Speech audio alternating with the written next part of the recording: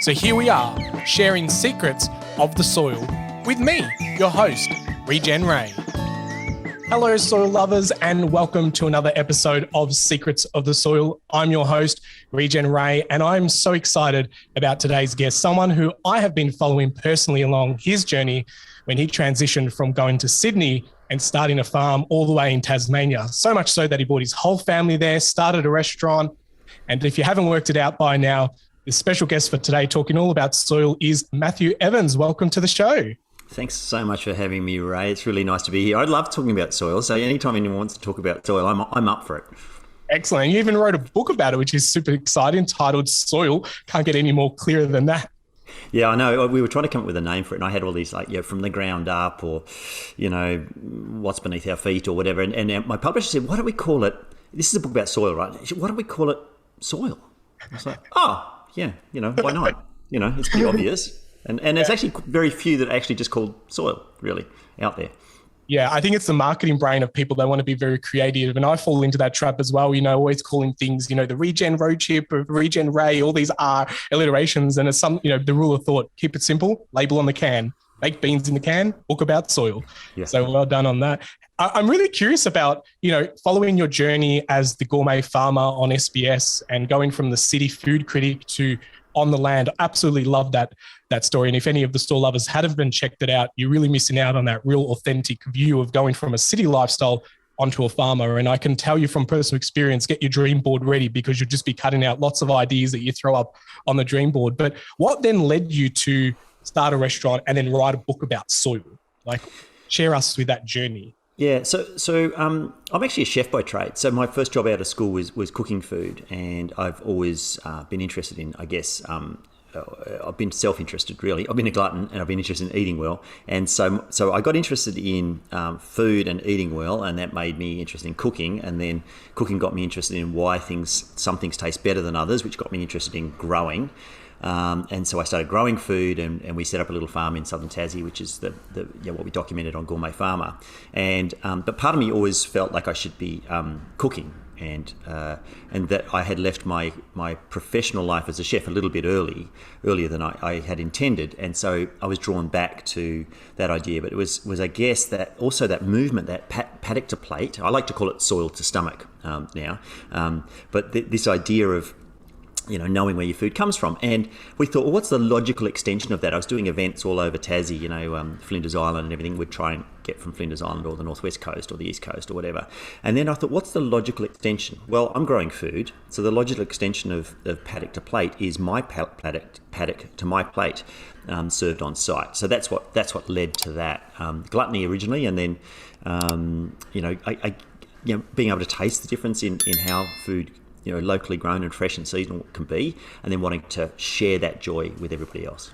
Yeah, that's just amazing. I love the fact that, paddock to plate, you did a great example of that, growing all the things on the farm and making mistakes and being so transparent about it, what worked, what didn't, really learning out loud, which I think is an amazing ability that we can do in 2021 and beyond, is because we've got the internet and we can share things, and we've made a documentary about it, which is awesome. And just not to show all the glamour side of things where it's always win, win, win, and some people can get a little bit disheartened by that, but you just kind of showed the highs and the lows, and that was really authentic. And when you launched your restaurant, really closing that loop from a circular economy of growing right here in the paddock, take people on a tour and then go and eat it and really taste the difference. And someone as a food critic, is your expectation, do you feel that most people have lost that art of flavor and taste? Have we kind of just not know what real food tastes like anymore?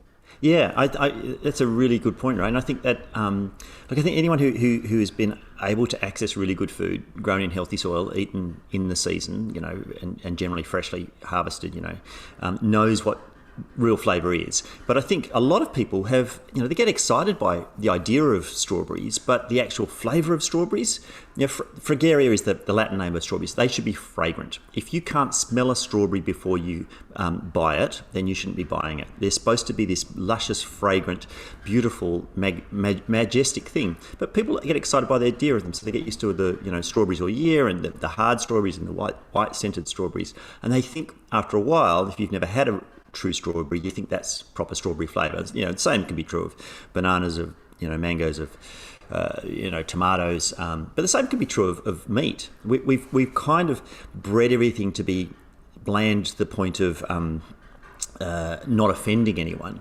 Don't dry age it. Don't have a chicken with flavour, because people might get offended. Instead of saying, well, the more flavour it has, the less we're going to eat of it, the more joy it's going to give us, the easier it is to cook. All these things that go along with inherent flavour in food. Yeah, growing up as an Italian with my grandparents' backyard, it was always about flavour, fresh produce. And I definitely agree that as I've grown up, I've lost connectivity with that. And I feel like someone that didn't have my upbringing and connectivity would even be more disconnected from that. And I think you make a great point in regards to the fact that there are smells and flavors and textures and so much more than food than just fuel, and the nutritional value of that. How is your journey of like the nutritional conversation going? Do you feel that more people are waking up to the fact that food needs to be more nutrient dense rather than just farmers focusing on yield, like how many we can grow in a season? Yeah, look, it seems a very big divide. There's a whole bunch of people in the community who are looking for nutrient-dense food, and I guess what they want is the best for their bodies, for their children, the best for their family, and but growers are. There's never a motivation to sell nutrient-dense food, rarely. So growers are always paid on yield. They're paid on weight. They're paid on how it looks, potentially, how bright the colour is or how long it can last in cold storage. But they're never paid on nutrient density.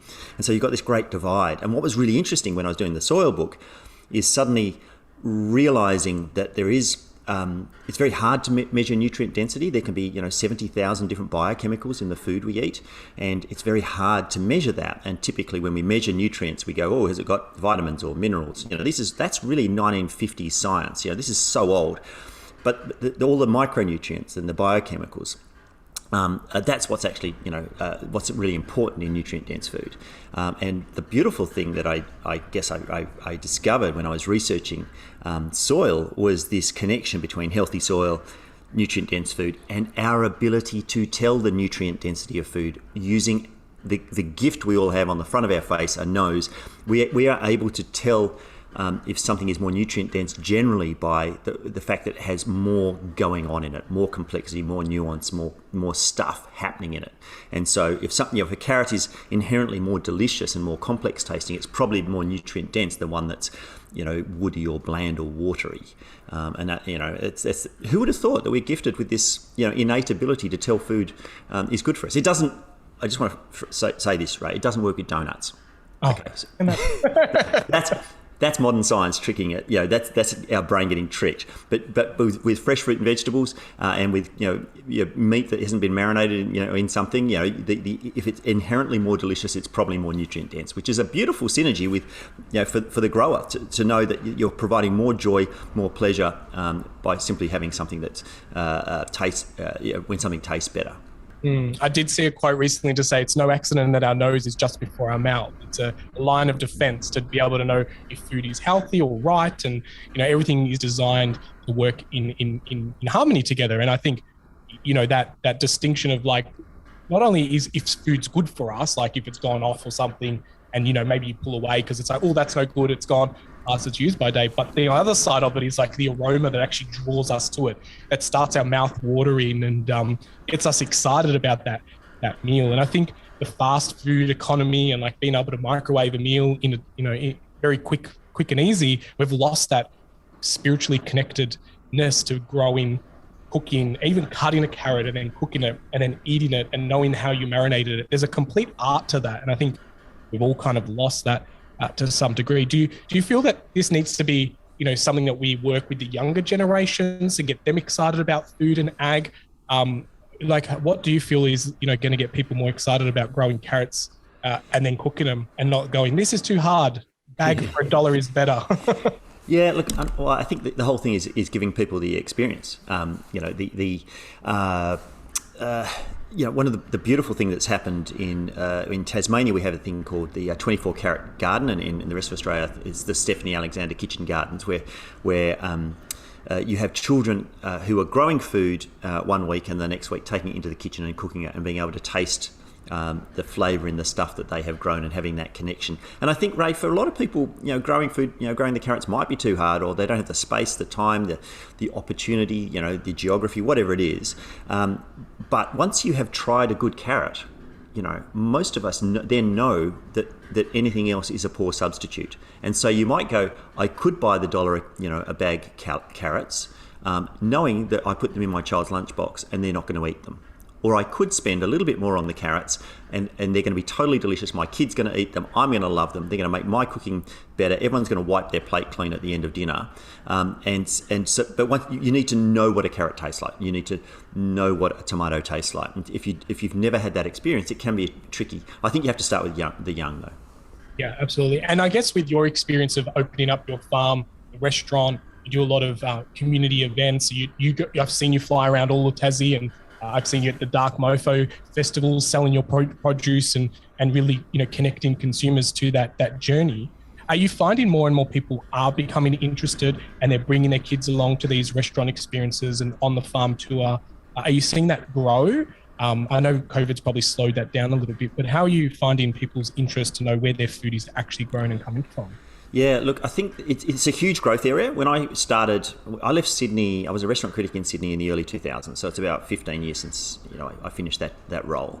And at that time, there was this idea of provenance. Where does something come from, and is it in season? But it was kind of loose. And now you've got people all over Australia who are interested in where the stuff comes from that they cook, and this is professionals.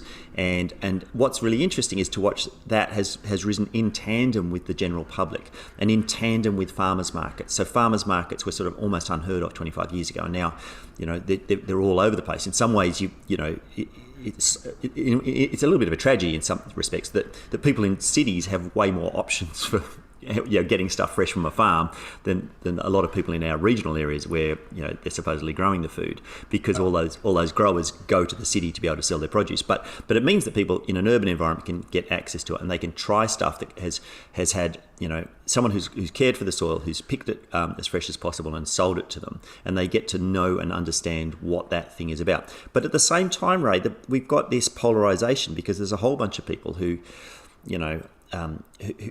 don't care, who really aren't interested in, they think farming's, a grunter sort of profession that is beneath them, and that they should be separated from soil and they should live in, that all of that kind of noble, the honourable, noble things that people have done for, 10,000 years is grow food and cook it, and these beautiful things. Some people are separated from that, and they don't care about animal welfare, and they don't care about where stuff is grown. And so you do see this, this divide. And what worries me is that we leave too many people behind. It's great that there's a whole bunch of people who are frequenting farmers markets or caring about what they eat and thinking about the land that grew the food for them.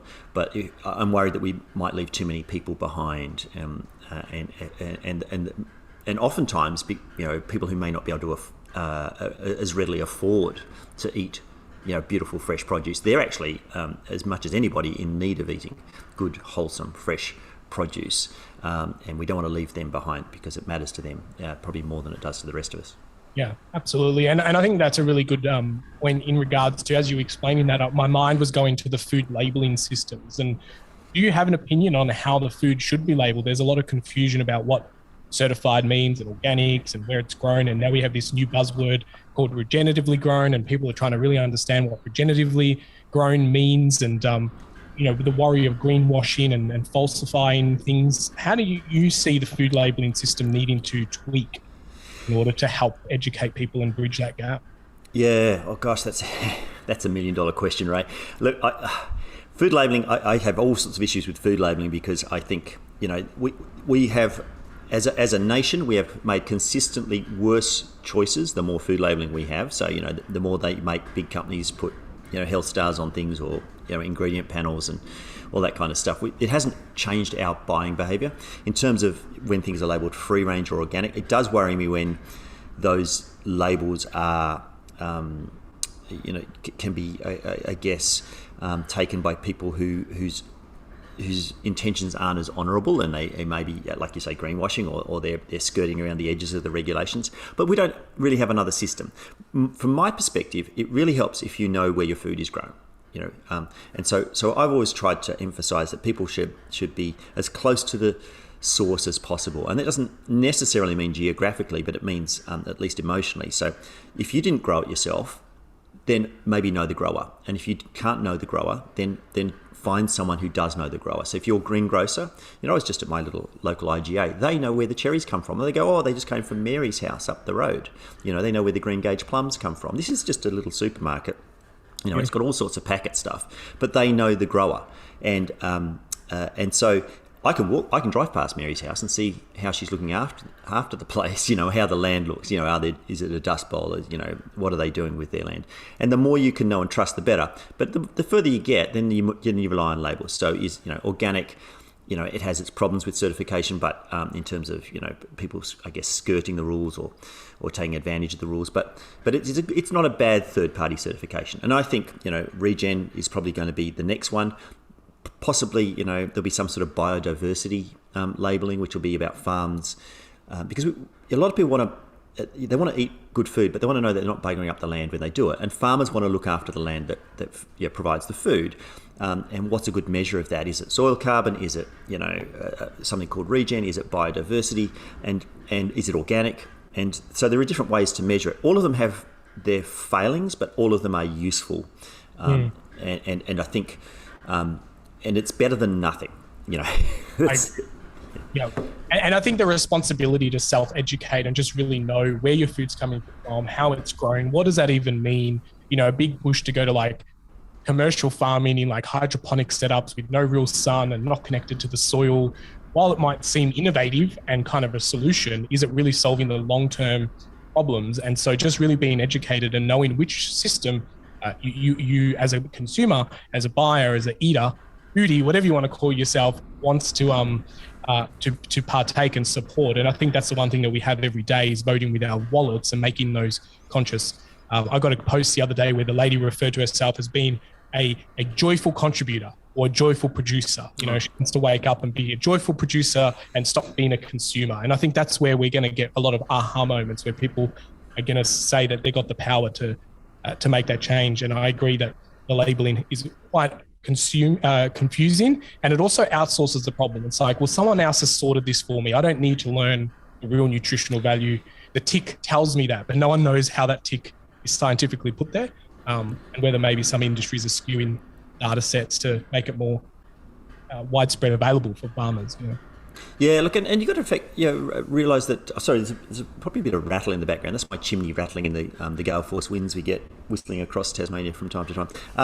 But I think a lot of people, their lives are busy. When they've got two kids hanging off when they're walking around the shops on a Tuesday. They want to get home. They want dinner on the table in 15 minutes before someone has a low blood sugar moment. We all. There's only so much you can do. And so, you kind of do need someone else to do the research sometimes. And it is, I'm no great fan of the supermarkets, but when a supermarket comes up with a strategy for, that their meat is, their pork, it doesn't come from, sow stalls, or that, that they don't use hormones in the beef or whatever, then the consumer can at least rely on that. Someone has looked after a sort of a baseline level, and I think everybody should never feel guilty about what they don't know. But if you can understand where your foods come from, if you can understand a little bit about the process, and then you have the capacity to make a decision at the checkout, then brilliant. Exercise that. That's your moment of power. That's the moment when you change the world. But there's lots of times when we don't have that capacity, and you shouldn't beat yourself up for not having it, not having the knowledge or the finances or the geography or whatever. Sometimes you just got to get dinner on the table. But there are lots of opportunities when all of us can make little decisions that will add up to a big decision on the land that grows the food for us.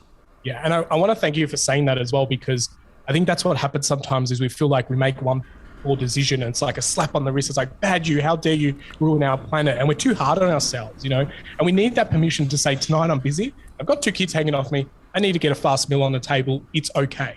But your North Star, your values, where you're heading and where you want to bring the family unit. And I think I think that's a really important thing, is because we live in a society where everything's cancel culture. It's like, you didn't bring your Kit Cup, you're a bad citizen of the planet. Yeah, my son has a challenge for us today. His mother's away, and so he's got a challenge, and the challenge today is you have to eat food that's all one colour, right? Yeah. And I was like, oh god, that sounds hard. So he chose red, and I can't choose red because he's got red, so I've chosen green. In nature, they're two at least common, and so we're at the supermarket, and he goes, oh, maybe I could buy those bright red sausages, and I said, oh, but they won't be free range pork, and we have pigs on the farm, so we're very conscious of, I guess, the ethical issues around the rearing of pigs for meat, and he just looks at me and goes, oh, Dad, it's hard enough today, and it was like this nice little thing of, yeah, well, the fun little challenge he's come up with today is that he's going to eat everything red. So he's got apples and some sort of fast food with red food colouring on it, and he'll be down in the raspberry patch in a minute, and we'll have a tomato based pizza for him, and I've got to eat green. But he buys something that's a bit different. Like, who cares? Like that all the bad decisions are already made in the world. So I think every time we make a good decision, we are changing the conversation and making the world better. Don't worry about the bad decisions; they've already been made. Yeah, I love that. Soil lovers, what a fun activity to do with your kids or anyone. I think even as an adult, I want to join in on that challenge. We might have started a new trend, eating certain colors, and I think that just makes people really consciously aware. It's about that decision-making process of, I can only eat red today, and what is red, and and exploring new foods, because then you start getting adventurous and go, I really want something that's red that isn't normal, and you go hunting like, what are red fruits, and you discover something new that you may not have known was red or grew in a red color. Yeah, beetroot pickle juice is going to make an appearance today in his diet, which is a very rare thing. Yeah, and that's so great for the biodiversity. And you've mentioned about soil to stomach, and when you've discovered about this soil and this whole experience of eating, how important is nurturing the gut biome and the bacteria that's in our bodies? And have you had any wow moments with that kind of link between soil health and gut health? Yeah, there's been quite a few wow moments, but just briefly on the soil to stomach. So a friend of mine, she was on ABC Radio, and she's talking about, Matthew Evans is going to do soil to stomach, and someone rang up the ABC and said, "Oh, how dare you put soil and stomach in the one sentence?" Where do they think food comes from? Like, where on earth do they think everything they eat has come from if it hasn't come from soil? Like this moment of like, holy moly, we are so separated from soil that we can't even use the two words in the one sentence. Wow. Anyway, so I guess my interest, I've been doing a little bit of work with a charity called Mothers Babies, and they're interested in how to give newborn babies the best chance at a robust immune system. And there's lots of things to do with that. It could be the dad's diet pre-conception, then definitely the mum's diet, and a natural birth and breastfeeding and all these things. But one of the things we know is that access to soil in the first 3 months of life can completely alter the microbiome of that child, and give them, essentially inoculate the immune system of that child. So this is a beautiful thing. We are designed to be around healthy soil. We are designed to put it in our mouths. We're designed to get it on us, and it's not like we're eating the bad bacteria. There could be 10,000 species of bacteria in a handful of soil, healthy soil, and most of those are benign or beneficial, and they actually inoculate our immune system, our gut microbiome. And so 57% of the average human being, of the cells in the average human being, aren't us. They're microbes, so they're bacteria and some viruses and fungi and a few other bits and pieces, archaea. And those things make us. They're really important for our digestion, but they're really important for our mental health. There's this thing called the gut-brain axis.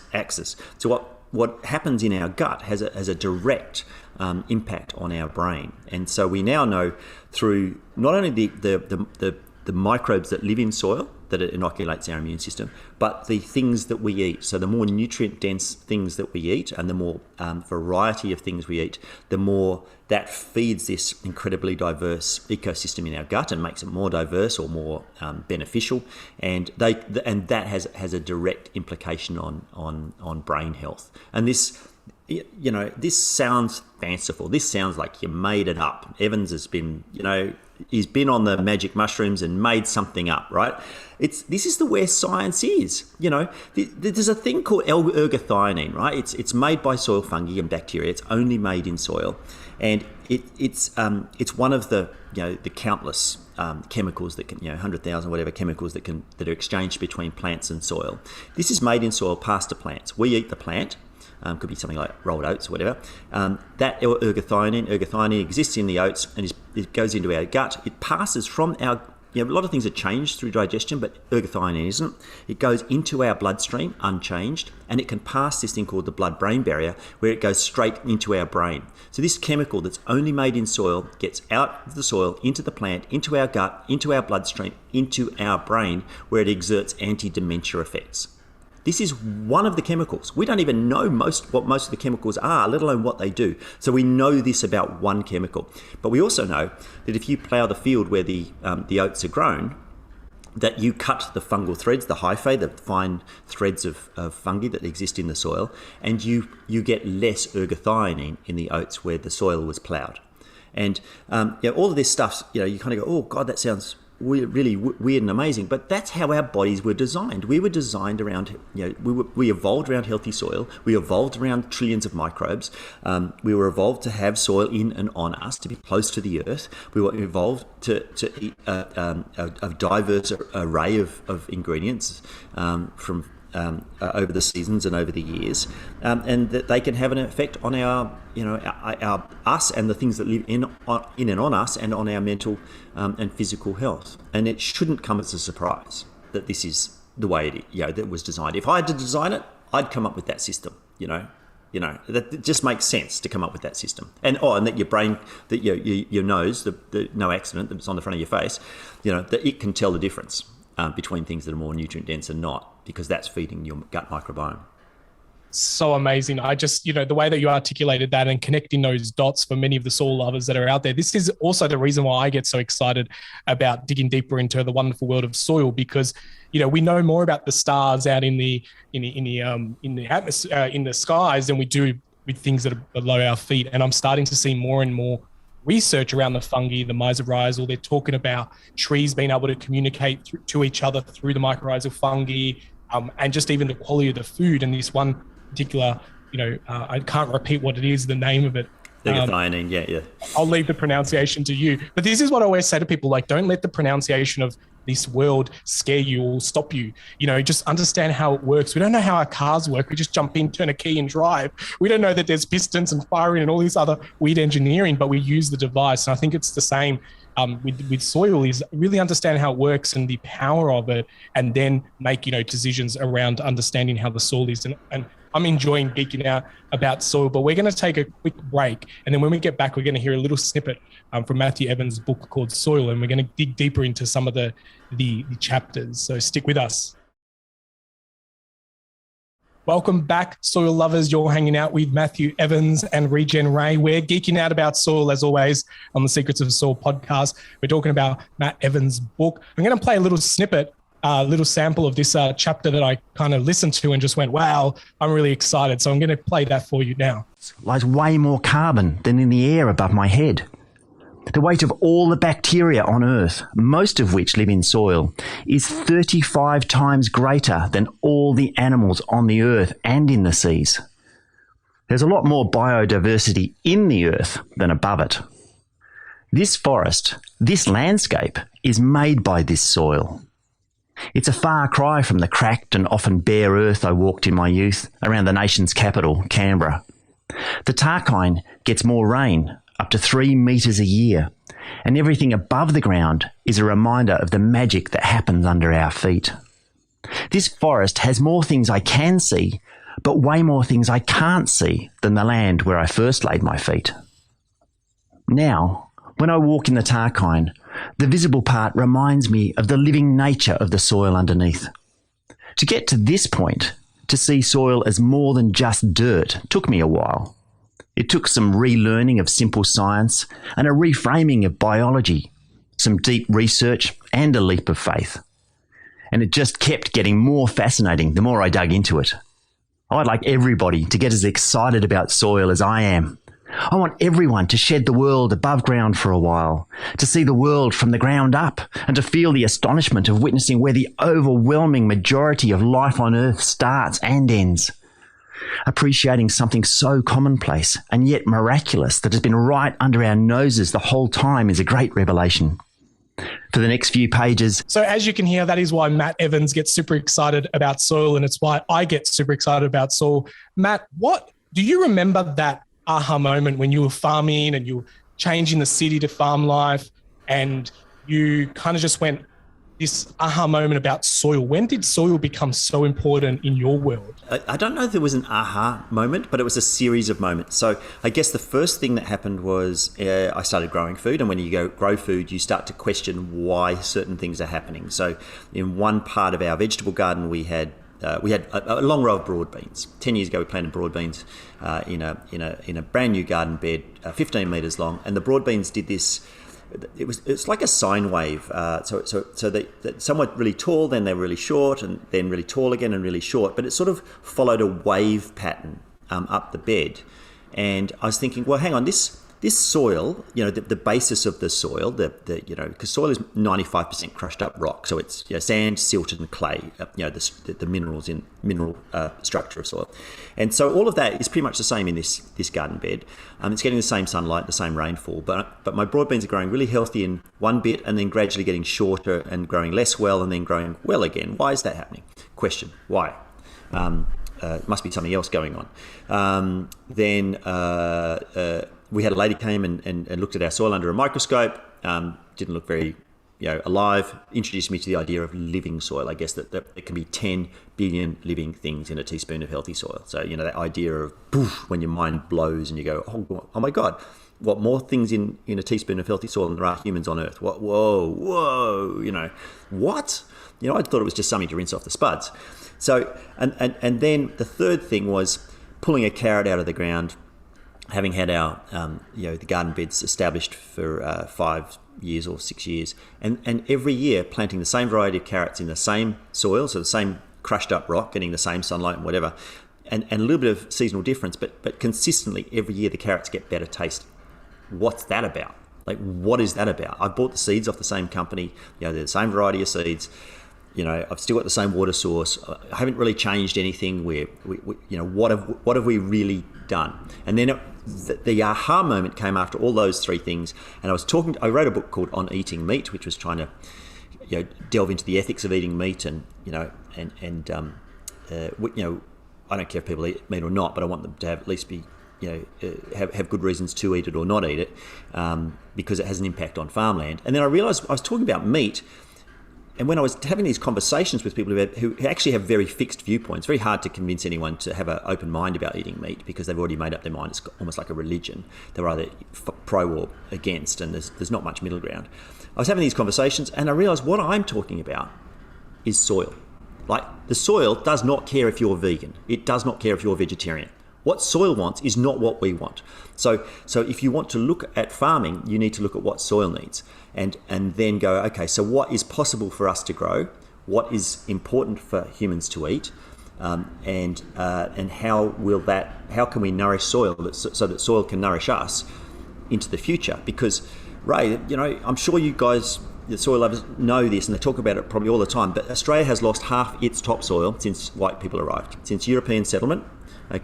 Colonisation, we've lost half the topsoil, and the only reason you can wear clothes, live indoors, essentially breathe, feed yourself, the only reason humans exist is because of topsoil. And if we've lost half in 200 years and we're about to lose the next half in 30 or 40 years, we are doing something wrong. So we have to work out how to feed ourselves, give us the nutrients and the diversity that humans need, but we need to nourish soil. And I guess the aha moment was going, I need to write a book that goes to the origins of everything. And the origins of human life is soil. Love that. So powerful. And I think, the more people that have that aha moment with us right now and even in the future, is to understand that soil makes up the foundation of everything above the ground. And so much so that we were sitting here scratching our heads saying, who do we want to serve as Farming Secrets and the Soil Learning Centre? Who do we want to serve? And we went, hang on, we don't care. Like what you just said, the soil doesn't care about vegan, non-vegan, what you do above the ground. But if you nurture the soil below the ground, it's a living organism. And that's why we wake up every day, is to make soil better today than what it was yesterday, through education and podcasts and video.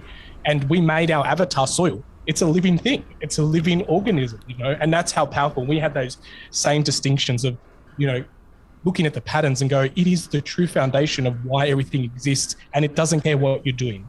You're either making it better or making it worse. And we want to live in a world where it's getting better every day. And thank you for your book. And I want to dig into some of the chapters of your book. One of the ones that caught my attention is when you refer to the soil as Earth's miracle skin. Can you elaborate on that a little bit more? I think they're such powerful words. Yeah. It's interesting you picked up on that, Ray, because I actually put a lot of effort into the chapter titles, and no one ever sort of refers to them much. But I think of it as the Earth's miracle skin, because I was sort of shocked to learn that if I was to travel through to the centre of the Earth, that and it took a year to get to the centre of the Earth, and obviously you can't do that because it's all molten, but you would spend only about 3 days in the solid rock to get to the centre of the Earth out of a whole year. But the topsoil, you'd spend, I think, 0.7 of a second in the topsoil. And the topsoil is the magic bit. It's the only reason you can grow stuff is topsoil. So it's 10 centimetres thick in some parts of the world. It's 1 centimetre thick in parts of Australia. It can be much deeper in other parts of the world. But it generally is, 10 to 15 centimetres of this fine layer on the outside of the Earth that does all the world's growing. 98 to 99% of all the calories on Earth come from the fact that we have topsoil. And if you think of, we can also get things from the ocean. Mostly it's protein we get from the ocean, but most of the fisheries on Earth rely on the fact that we have topsoil. Most of them exist near, they rely on nutrient runoff from land. So topsoil is just so important. It does so much for us. It provides antibiotics. It has bacteria in it that have an antidepressant effect on the brain. It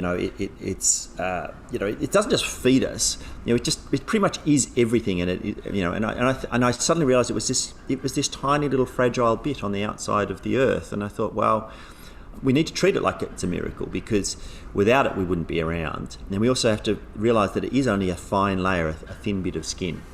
I love that. And especially because people can understand that analogy of our skin being like one of the body's biggest organs, and it's absorbing and letting out, and we're sweating. I think soil functions very much the same. It is absorbing carbon through the use of plants and, photosynthesis of the plants and energy and all this amazing magical stuff. And I like when words like magical and miracle and that are used in this space, because sometimes it doesn't need to make sense. It just needs to feel right, and we've got to trust our instincts. And I really just love the idea of that. And then the other thing that you went on into the book and talked about, which I really appreciated, is understanding, the title here for chapter 4 is Plants Don't Eat Dirt. And so I love the fact that you're making the distinction that it's not dirt and it's soil, but then the use of the underground economy. So can you talk a little bit about what your interpretation of this underground economy is and why you called it that? Yeah, look, I guess... one of the things that happened, and you asked about an aha moment with soil, and I didn't really have one, but there were lots of little bits. And I think one of the big ahas for me was photosynthesis. And can I just tell you, Ray, we're talking about things that are unpronounceable. Regenerative agriculture and photosynthesis. If you ever do an audio book, they're two of the hardest things to say, and they're not that complicated, really. But and hard to spell too, and I'll always spell them wrong too. yeah, exactly. But photosynthesis, like the way I was taught photosynthesis, is that a plant can trap the sun's energy, and what it does is it brings in carbon dioxide, which is in the atmosphere, and it breathes out oxygen. And that's a really beautiful thing, because all the animals on Earth, and humans included, breathe in oxygen and breathe out carbon dioxide. And so to keep the atmosphere in balance, you have this lovely thing going on. And that was it for photosynthesis. That was the end of the conversation. But actually what a plant does with photosynthesis is an utter miracle. And I'm sure this, for the soil lovers, this may be obvious, but for me it wasn't. A plant is like the original solar panel. The leaves are like little capture photons of the sun's energy. And what it does with that energy is the most utterly amazing thing that blew my mind. And I learned it in year 9 about oxygen and carbon dioxide, but I didn't learn this. So a plant has a photon of sun's energy hit its leaf. It uses that energy to bring in carbon dioxide and take water that it's got through its leaves or through its roots, and then it splits those apart and recombines it as carbohydrate, essentially sugar. So a plant makes sugar out of thin air. They make food in digestible form. So once you get sugar, you get energy in digestible form. So you and I can lie in the sun for as long as we like, right? And all we do is get thirsty and have to stagger off somewhere to cool down, right? Or get sunburnt, right?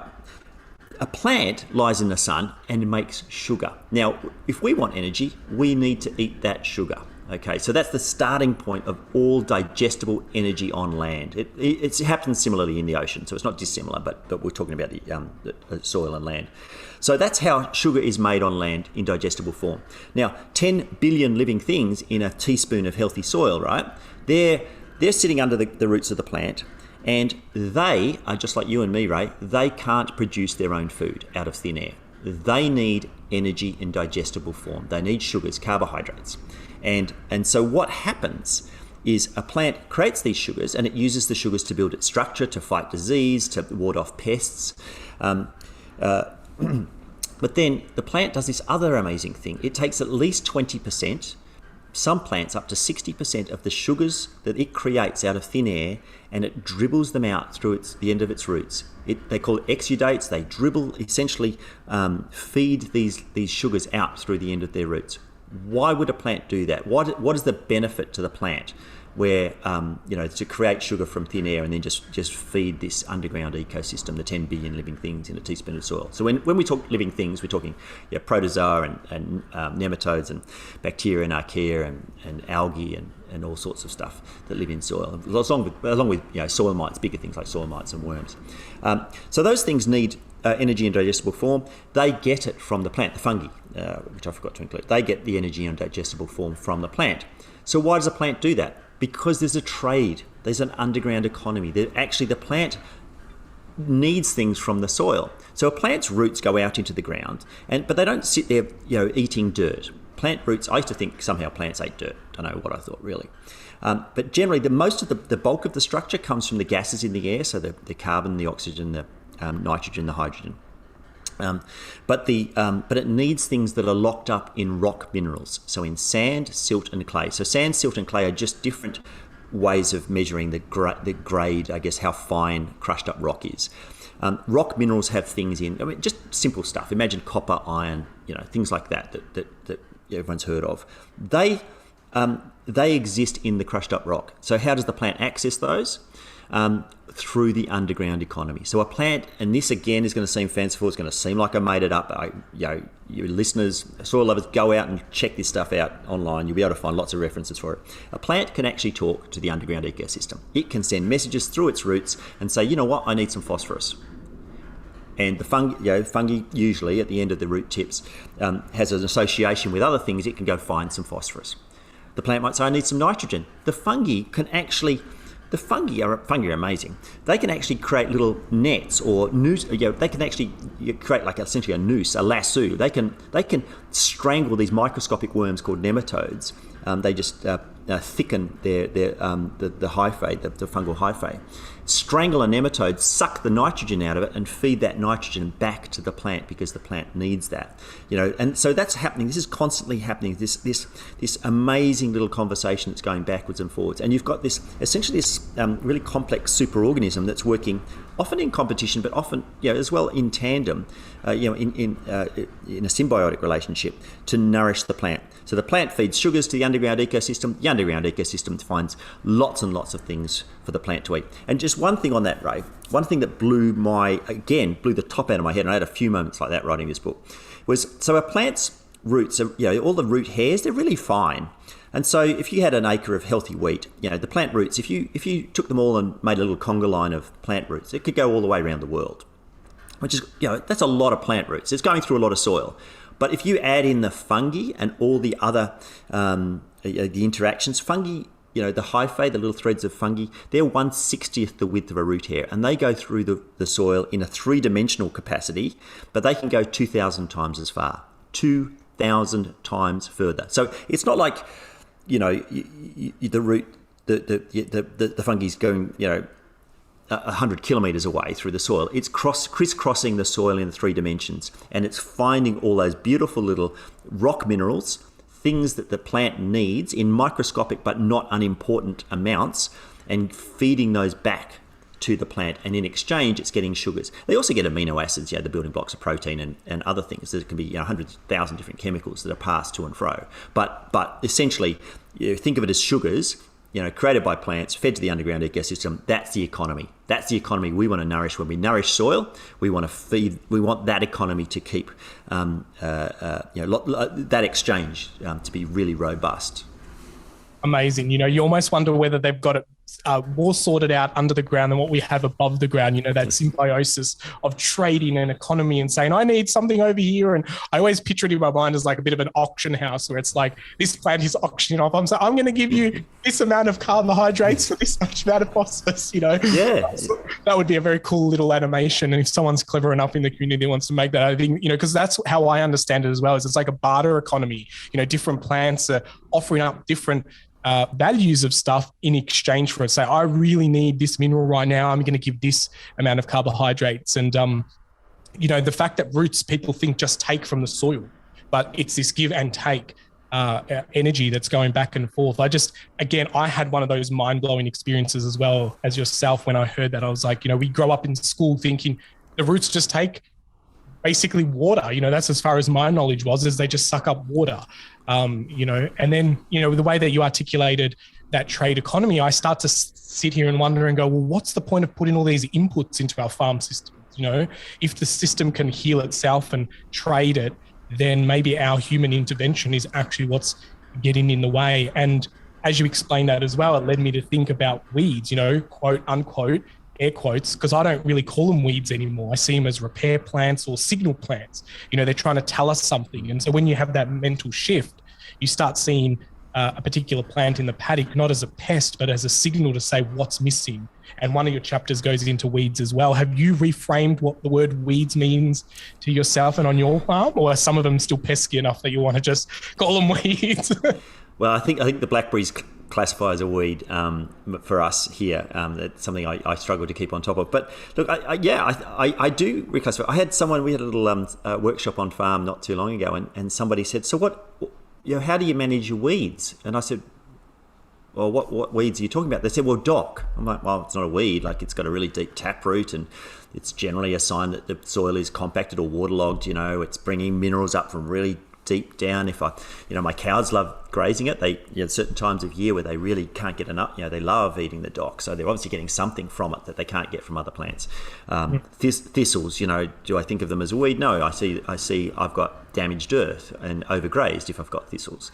I definitely reframed that, and this question, what do you do about your weeds? And I was looking around going, weeds? What are you talking about? Yeah, but they're going, dandelions. Well, no, it's just a thing, plantains. They're just, they are telling a story about my soil. And they're actually giving soil what soil needs. The whole point they have grown and not something else is because the soil needs that, and they need, they are going to, and if you, I've seen this, and I'm sure a lot of your listeners have, where you change your management and you will see soil will go through a progression through so-called weeds, where those things do themselves out of a job because they've stored enough nitrogen, or they've put down enough deep taproots, they've changed the structure of the soil, and then something else comes in afterwards, which you might not consider a weed, but is better. And it is this lovely self-healing.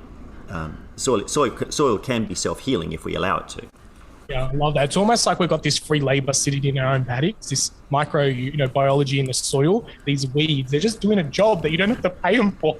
Yeah. You just let them show up and clock on and clock off when they're done, Yeah, well, a lot of people, have this idea that the plants essentially farm microbes. That they're the farmers, and I think a lot of people now, a lot of growers now, see themselves as livestock farmers, regardless of whether they've got animals, because the animals, the living things you're looking after are within the soil, and what you do is put the conditions in. Like a farmer, you don't give birth to the piglets. You don't germinate the seed yourself. Like, it does it, nature does it, but you put conditions in place where nature can do its job. So going back to one of your earlier comments about how, don't be frightened of complex words, it's it's inordinately complex. Like it's so complex. The things that are happening in soil. 98% of what lives in soil, we don't even know what it is, right? We only know a handful, really, compared to what lives in there.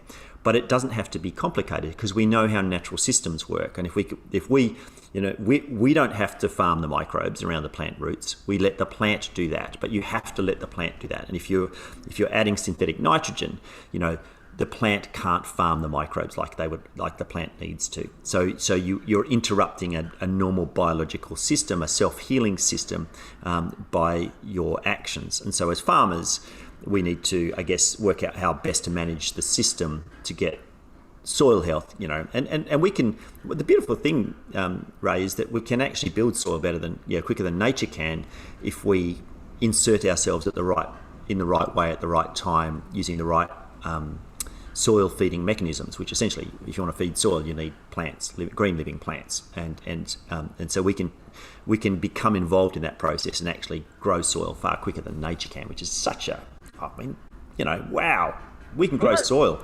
Who wouldn't want to do that? I get it. And I drive through the country sometimes, I see tilled soil, acres and acres of brown dust baking in the sun.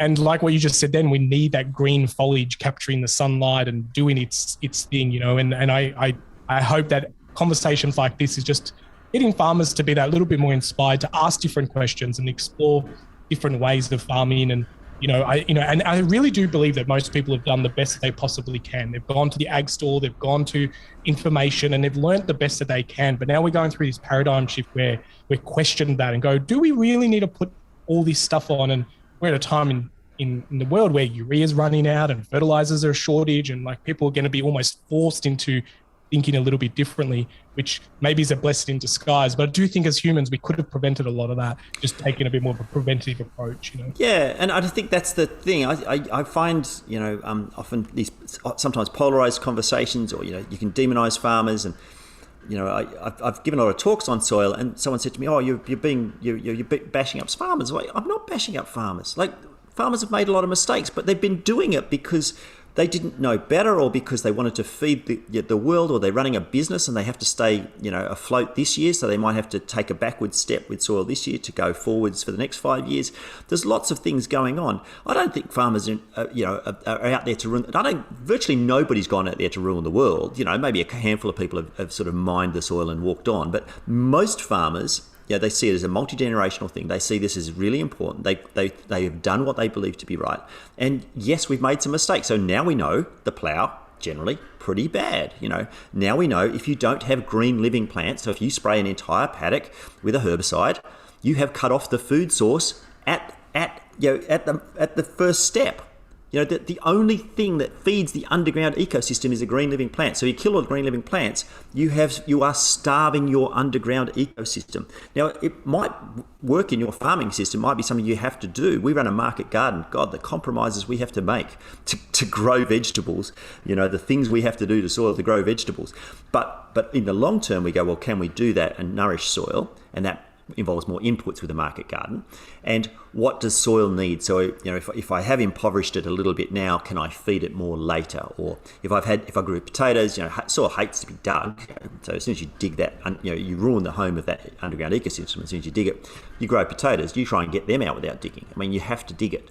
So that's fine. That's what you wanted, was potatoes from that soil. But for the next few years, maybe try not to dig it. And I think that's the realization, and one of the things that I find, I guess, frustrating is it's really hard for a farmer to rotate crops, is to have a because every plant takes something from soil, every plant gives something to soil. So if a farmer wants to grow a diversity of different plants over a period of time, so you're not going to have 16 different plants in your grains all growing at once. You will grow them in succession. But if everybody wants wheat every single meal of every single day, then a farmer just has to grow wheat. And so that's when you get stuck in that, oh, well, hang on, now I'm only growing wheat. That's taking something from soil. I need to keep feeding it with nitrogen. I'm impoverishing soil. But if people are eating millet and barley and, triticale and sorghum or whatever, and then the farmer can feed their soil and grow a variety of grains and still be able to sell it for human consumption. At the moment, most of those things, if you do want to rotate your crops, end up getting fed to livestock. And so the farmer is in this bind of trying to nourish soil, but having commodities they can't sell. And so some of the best farmers are growing stuff at a loss some years to make a profit in the other years, when really it'd be great if you could sell your stuff every time for humans to eat. I love that. I think it's a beautiful world to live in and aspire to. And I think with education and people realizing that maybe we can't have food around all year, every year. There are seasons, and we need to let the land heal, and we can't just put pressure on the system to say we need X amount of meat available all year round, or X amount of strawberries on shelves all the time. Understanding that things go through seasons, and that one of the big aha moments I've had is how much land needs to rest in order not to be overgrazed, and humans as well. We need to rejuvenate, and we need to rest and slow down and so forth. And so do soils and grasses and so forth. And we just don't allow that when we keep putting pressure on. We need more out of the, logistics systems. Yeah, and that idea of rotation and rest has been around for centuries. Lots of different cultures came up with that. And so the single best way to restore grain growing land, it's the land that grows your wheat and all those annual crops, is to let it go to grass and let animals graze it for a year or two. We know that from every continent on Earth, well, not Antarctica, but all the habitable continents on Earth that have topsoil. We know that's the best way to nourish that land. But there is this commercial imperative to not do that, to plant that out every year, year after year after year. And you can do that for a while because there's things in soil, things like glomalin, which is a long-lasting glycoprotein that can live in soil for up to 50 years. But eventually that's glomalin gives soil structure. It's the magic. It's like soil superglue. But if you cut it open or you don't feed it enough, eventually, 50 years later, you kind of go, oh, hang on, what happened? We used to be able to grow something here. And that's why, we've lost, something like, 40% of the agricultural land around the world in the last, 50 years, 30 years. We've done so many bad things to soil, but we now know how not to do those bad things. But it does take a reframing. It takes every farmer to put soil first, not go, well, I want to get this and this out of it, and then go, oh crap, my soil's ruined. What do I do now? Desertification, soil reaches a tipping point where you can't bring it back. And so we need to, I guess, arrest the decline. We're losing a soccer pitch worth of arable land, every 5 seconds due to topsoil loss. Like crazy numbers.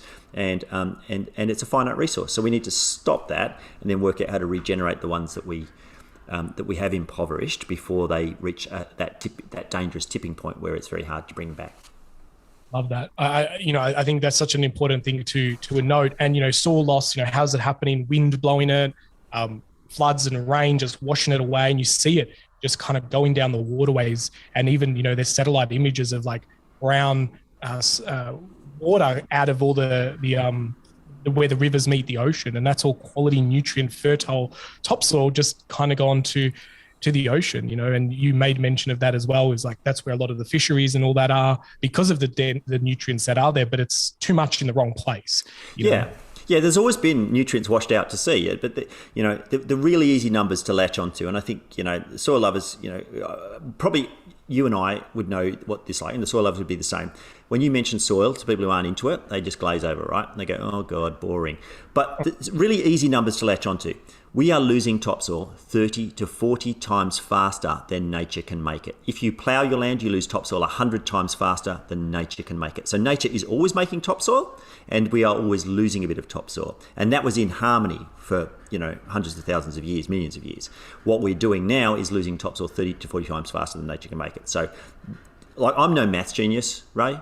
But I can just tell you that you can't do that for very long. You just can't. Obviously you can't. And so that's why, there's talk of, how many harvests we have left and how long certain patches of... So we know that certain patches of land are only going to last 10, 15, 20 years. Some are going to last 100 years. Some might last, 2,000-3,000 years, we think, from current management. But that's not looking very far into the future. Aboriginal people have been here for 60,000 years, more, probably 100,000 years. And they managed to feed themselves for that long. It'd be really nice to think we could feed ourselves for 100,000 years on this continent and not have to move somewhere else. Because look, let's face it, there's no soil on Mars. Soil only exists on Earth. They can talk about soil on Mars. There ain't any on Mars, and it ain't arriving anytime soon. Soil evolved here. We evolved here. This is the bit we have to manage and look after, and we need to do it with some urgency. With some, but the movement around the world is amazing to see how many people are actually taking this topic seriously now. Yeah, absolutely. So much inspiration oozing out of your mouth right now, Matthew Evans. I think all our soil lovers, and if you haven't become a soil lover yet, I think this conversation is really going to be the tipping point, because so many things that you've explained during this discussion is those penny drop moments that people kind of need and go, oh, I didn't know that's how it worked. And like you said, go research it, go look at it. There's so many videos on YouTube, lots of videos in our Soil Learning Center where you can just get really inspired and dig deeper into this wonderful world of soil. Matthew Evans, I want to ask our signature questions. Are you ready to become the soil? Sure. It sounds like you're already the soil from the way that you've been speaking. But if you could, become the voice of the soil, what would you tell us here on Earth? I've got a chapter in the book called "We Are All Temporarily Not Soil," which looks at certain aspects of us all, coming from soil and becoming soil again. Look, what I would say if I was the soil, what I would say is, I might, you can measure me as multiple organisms, but essentially I am a single superorganism, and treat me like I am a single organism. So treat me like you would your cow. Would you cut your cow open for no reason? No. Why? Because you damage the cow. You cut your soil open for no reason, you damage the soil. Okay. Would you shave all the hairs off your cow for no reason? No, you wouldn't, because they're there to do a purpose. Would you? So why would you get rid of all the plants off the top of me? They are my original food source. They are what keep me happy and healthy. I have this very intimate and important relationship with them. I control small water cycles. I control atmosphere. I'm a living. The top 20 centimeters of me exchanges all its gases every hour. So I do breathe. I am a very important organism. And so if you think of me not as bacteria and protozoa and worms, think of me as a single superorganism, self-organizing superorganism. Then it may help you give me the respect that I crave and I think I deserve. Here. Very well said. Thank you so much for being the voice of our soils. And there you have it, soil lovers, another voice of our soils that you can take on and put in your back pocket, put in your mind, and start making different decisions as you carry on with your world and your everyday business. Matt Evans, how can our soil lovers hang out with you more? Where are you hanging out? Some links, and more importantly, where can they get your book? You can't get my book in the UK at the moment. It's sold out. Yeah, that was a bit of a surprise. Got a 5-star review in a daily newspaper over there. It should be in bookshops. It's actually on Audible, and there's an audio book, and I know quite a few people have been listening to it. A mate of mine sent me a picture of him listening to it while he ploughed his fields, which was an interesting way to show that he was listening, but perhaps not listening as much as I would like. I don't know. I'm on Twitter with some. I don't know all my handle things. I'm too old for that, Ray. All good. They'll be all around the video and the podcast. There's lots of links. Fat Pig Farm is definitely a joyful page to follow, and I really enjoy seeing all the inspirational videos and the way that you and your team share the lifestyle. And I think it's a big inspiration for a lot of people, especially post-COVID, people wanting to move away from the city, be more connected with the land. And even if it is a small parcel of land, that is the start of something that could turn into something big. Did you ever think that you would have all this set up when you left Sydney and as a food critic? No, I wanted 3 chooks and I wanted a veggie garden, and then overshot the mark a little bit. I ended up with 10 chooks, a decent-sized veggie garden, 12 apple trees, 2 pigs, which became 10 pigs, a milking cow, 3 sheep, which became 6 sheep. I have to say, Ray, one of the things I did, and I'm not proud of it, but we moved to the land and we got lots of things and did lots of things and had a great time and managed to bugger up a piece of land fairly royally and fairly quickly, and we did what so many people have done in the past. We sold it and moved on. And I'm not proud of that. But what I do think now is that knowing how we can regenerate soil and look after soil, that what I wish I'd done is, repaired that before I'd left it. Because we sold not because it was ruined, but because we had outgrown it. But by overgrazing and over producing food there, we had left it in a worse condition than we found it. And my aim is to never do that again. And so every bit of soil matters. So whether you've got a pot plant or a million acre cattle station, every bit of soil matters. And then to try and look after the bit you've got. But if you make a mistake, you can, maybe not with a million acre cattle station, I don't know, but you can generally repair it. And if it's a million acre cattle station, it might take longer to repair than a pot plant, right? But you can repair it and we can do better. And so that's that beautiful thing that humans have. Not only have we evolved to be around it, but we actually have the intelligence, the capacity, and the knowledge to actually build topsoil at rates that nature could never conceive of. So amazing. I think, great distinction there to realize that maybe you did let go of a bit of land that could have been repaired, but you're definitely giving more than that by publishing the book and talking about what you're doing. I think we're going to have a lot more people wake up to this soil movement and really understand, how powerful it is. And I don't think there's any, like you said, all soil matters. And that I think is a great moment to end on. Soil lovers, thank you so much for sticking with us. This podcast has gone a little bit longer than usual, but that's for the people who are real soil lovers. You've made it to the end. And I really want to thank you for hanging out with us and talking about soil. Matthew Evans, you're someone who's definitely been a big inspiration in my life. And I'm really honored to have this moment and talk about soil. Whoever thought that our paths will cross with a topic of soil? Because I didn't know that 10 years ago when I was watching you on SBS and going, I want to be the gourmet farmer.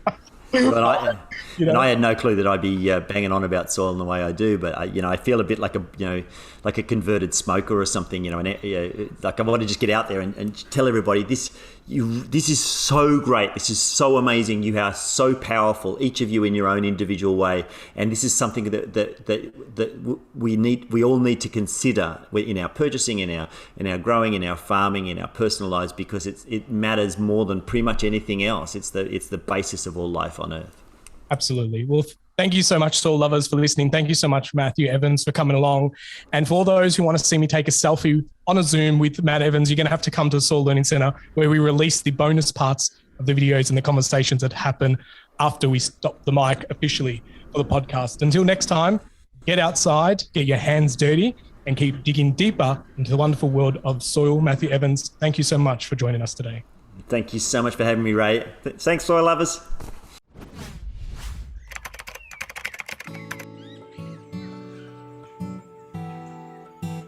Well, soil lovers, that's enough secrets for one episode. I really hope that you enjoyed all the secrets shared during this conversation. But hey, let's not keep it a secret.